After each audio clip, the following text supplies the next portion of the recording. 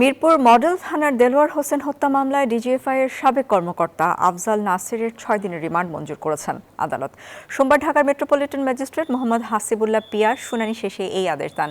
রবিবার গভীর রাতে ঢাকার মিরপুর ডিওএইচএসের একটি বাসা থেকে সেনাবাহিনীর সাবেক লেফটেন্যান্ট কর্নেল মোহাম্মদ আফজাল নাসেরকে গ্রেফতার করে গোয়েন্দা পুলিশ।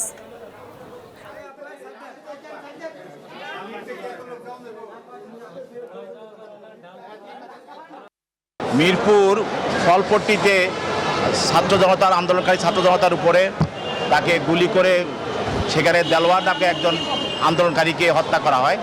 সেই ঘটনার সঙ্গে তদন্তকারী কর্মকর্তা আজকে যে আফজাল নাসের তার সম্পৃক্ততা পাওয়া যায়, সেই জন্য তাকে আজকে গ্রেপ্তার করে জিজ্ঞাসাবাদ করার জন্য তদন্তকারী কর্মকর্তা তাকে আদালতে উপস্থাপন করেন।